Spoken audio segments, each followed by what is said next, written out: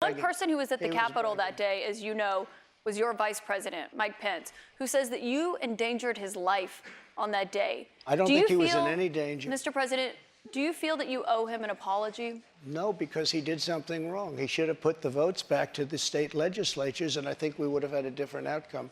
I really do. But he doesn't have the authority to do that, as you know. What? The vice president does not have the authority to reject those election results. Are you ready? Let's have this one out just now, because it's interesting. Let's keep it interesting, right? I like Mike Pence very much. He's a very fine man. He's a very nice man. He made a mistake. His lawyer said, you cannot move. I called him the human conveyor belt. I said, even if the votes, I talked to his lawyer, even if the votes are absolutely fraudulent, he can't say, yes, sir, he can't send back. And the Democrats played it, and the rhinos played it. And then the election was over. They told him he couldn't do it. And Mike said to me, I can't do it. The lawyers told me I can't do it. They can't do it.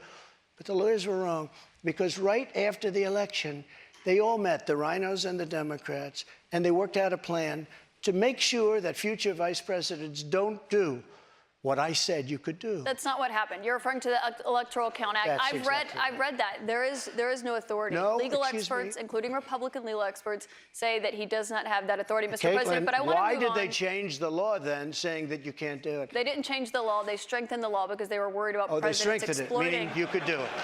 Thank you. That's not what it means. Thank you. They strengthened the law because they were worried. Mike had the right to do it.